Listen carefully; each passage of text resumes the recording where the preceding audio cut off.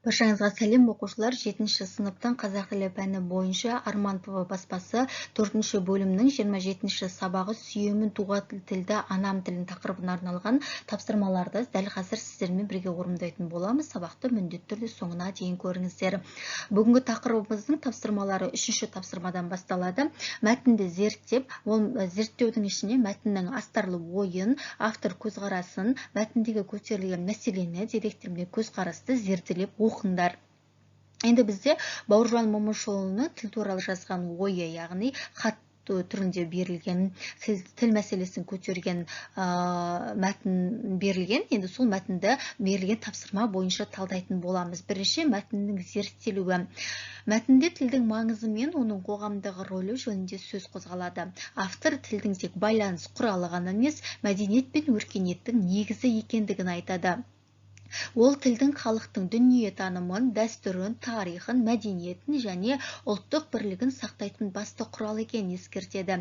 Тіл адамның ойлау жүйесіне, рухани дамуына, ұлттық бірегейлігін сақтауына әсер етеді. Осылайша тіл мәдениеті тек жеке адамға ғана емес, бүкіл қоғамға маңызды екенін көрсетеді.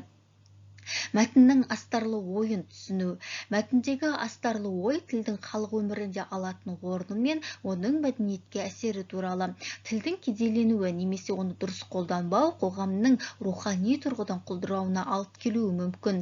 Тіл ұлттың рухани мәдени кодын сақтайтын. Мәдени код дегеніміз біздің қазақ халқының ұлттық ерекшелігін көрсететін нәрсе. Ұлттық құндылықтар ғой, былайша кеткенде біздің дәстүріміз, біздің салт дәстүріміз, әдет ғұрпымыз, тіліміз, дініміз, тарихымыз, осының барлығы біздің ұлттық кодымыз. Оның рухын білдіретін маңызды құрал. Автор осы ойды айта отырып, тілдің ұлттық болмысқа және халықтың мәдениетіне әсерін сипаттайды. Тілі кедей елді мәдениетсіз надан халық деп айту арқылы автор тілдің мәдениетсіздікпен байланысын көрсетеді. Яғни тілдің байлығы мен өркендеуі халықтың интеллектуалдық деңгейінің көрсеткіші болып табылады.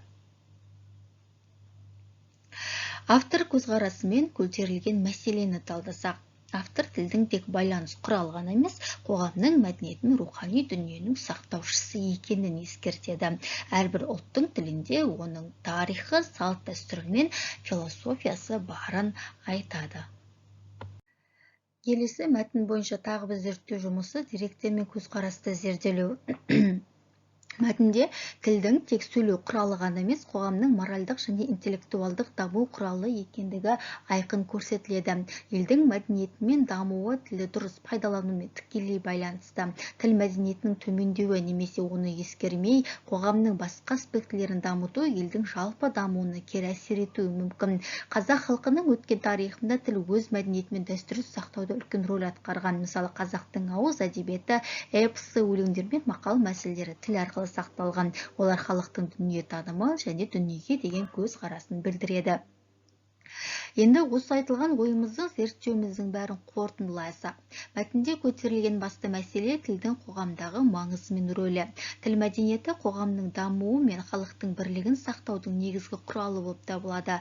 Тілдің байлығы мен қолданылуы ұлттық мәдениет пен өркениеттің деңгейін көрсетеді. Сондықтан тілдің кедейленуі немесе оны дұрыс қолданбау қоғамның рухани құлдырауына әкелуі мүмкін. Әрбір ұлттың тілі оның мәдениетінің, тарихының және әлемге деген көзқарасының негізі болып табылады. Келесі тапсырма оқылым мәтініне комментарий жазыңдар деген. Комментарийде енді бізде кейбір тапсырмаларды түсіндірме, түсініктеме деп те айтылады. Автордың айтпақ ойы, яғни жаңа біз жоғарыда талдаған мәтінді ары қарай тағы талдайтын боламыз. Автордың айтпақ ойы. Мәтінде автор тілдің қоғамдағы маңызын тереңінен түсіндіреді. Оның басты ойы тіл тек байланыс құралы ғана емес, ұлттың мәдениеті мен руханиятының негізі. Тіл арқылы ұлт өзінің тарихын, дәстүрін, дүниетанымын сақтайды және дамытуға мүмкіндік алады. Автор тілдің байлығына, оны дұрыс пайдалануға ерекше көңіл бөле отырып, елдің мәдениеті мен өркениетінің дамуы тілдің жағдайына тікелей байланысты екенін көрсетеді. Тілдің кедейленуі немесе ұмытылуы қоғамның құлдырауына мәдениетсіздікке немесе мәдениеттің жоғалуына әкеп соғатынын ескертеді. Автордың мәтінді жазудағы мақсаты. Автордың мақсаты тілдің қоғамдағы рөлін, оның мәдениет пен өркениет әсерін оқырмандарға жеткізу. Сонымен қатар ұлттың тілін сақтап, дамыту арқылы өз мәдениетін нығайту қажеттігін түсіндіруге ұмтылады. Тіл арқылы ұлттың ұстанымы мен бірлігі сақталып, оның рухани және интеллектуалдық деңгейі өсуі керектігін айтады. Автор бұл ойды оқырманға тереңірек жеткізіп, тілдің тек қарым-қатынас құралы ғана емес, ұлттың мәдени коды екендігін түсінуге ықпал етеді. Мәтін кімге арналған? Мәтін ең алдымен қоғамның әр мүшесіне, әсіресе жас ұрпаққа тілге деген құрметпен оның маңызын түсінуге бағытталған. Оқырманға тілдің қоғамдағы орны мен оның болашағы үшін маңызды екенін көрсету арқылы ұлттық тіл мен мәдениетті сақтап, дамытуға шақырады. Сонымен қатар бұл мәтін тіл білімін зерттейтін ғалымдарға, қоғам қайраткерлеріне, мәдениет пен тілдің дамуына жауапты тұлғаларға да арналады. Автор оларды тілдің болашағына жауапкершілікпен қарауға және ұлттық тілдің кедейленуіне жол бермеуге үндейді. Келесі тапсырма: сөйлемнен көсемшелерді тауып, қызметін анықтаңдар. Енді сіздерге көсемшенің жұрнақтары арқылған сөздерді теріп жазып көрсеттім. Бізде көсемшелер оқушылар А, Е, И, Ып, П, ғалы келі, қалы келі жұрнақтары арқылы жасалады. Мысалы, түспейді. Түбірі түс, түс етістік, болымсыз етістігінің жұрнағы, И көсемшенің жұрнағы, Д жіктік жалғауының үшінші жағы. Басталады. Түбірі бас етістік, та етістіктен етістік тудырыш жұрнақ, ыл бастал ырықсыз етістің жұрнағы, А көсемшенің жұрнағы, Д жіктік жалғауының үшінші жағы. Көбіне осылай талдалып кете береді. Қалғандары оқушылар, және де мына жерде мына затты ескерте кетіңіздер. Көбінесе етістіктен кейін көсемше жұрнақ жалғанады. Сол көсемше жұрнағынан кейін келетін Д, Д, Т бізде жіктік жалғауының үшінші жағы. Осы нәрседен шатаспаңыздар. Менің YouTube каналымда морфологиялық талдау деген арнайы сабақтар бар. Сол сабақтарды көрсеңіздер, осы көсемшеден кейінгі Д, Д, Т-ге және бірден етістікке жалғанған, түбірге жалғанған Д, Д, Т жалғаулардың негізгі қызметтері қандай екені анықталып көрсетілген. Жалпы 5-ші тапсырмада көсемшенің жұрнақтары арқылы жасалған сөздер осылар. Енді қызметі, әрине бұл әрбір етістіктердің қызметі бізде сөйлемде баяндауыш қызметін атқарады, ол түсінікті. 6-шы мақал мәтелдегі көсемше тұлғалы етістіктерді тауып, қызметін анықтаңдар, мағынасын түсіндіріңдер. Енді бұл дәл солай 5-ші тапсырма сияқты орындалады. Сіздерге тек көсемшенің жұрнақтары арқылы жасалған етістіктерді тауып көрсеттім. Әрине бұлардың қызметтері сөйлемде баяндауыш қызметін атқарады. 7-ші тапсырма: қазақ тілінің тазалығын сақтау, оны бұрмалауға, шұбарлауға жол бермеудің оңтайлы шешілу жолдары немесе себептеріне өз көзқарасыңды білдіріп, дискурсивті эссе жаз.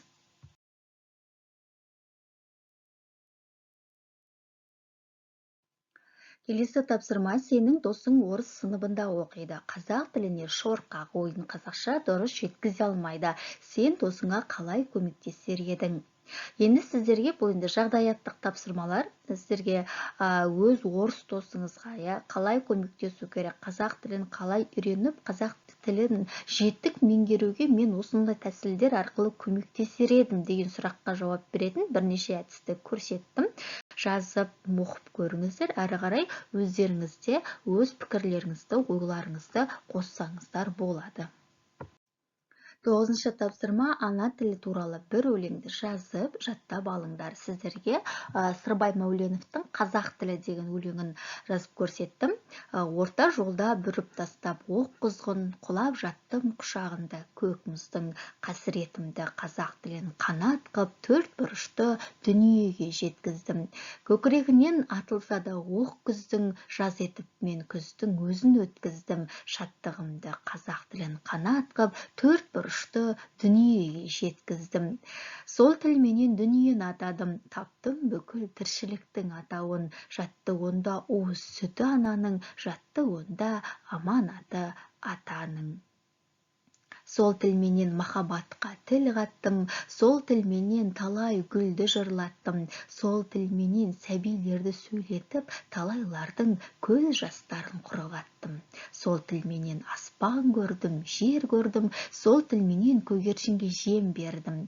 Сол тілменен дүниеден кетемін, сол тілменен дүниеге мен келдім. Қараңыздаршы, қандай күшті өлең, қандай керемет өлеңдердің бірі. Міндетті түрде осы өлеңді жазып жаттап алыңыздар.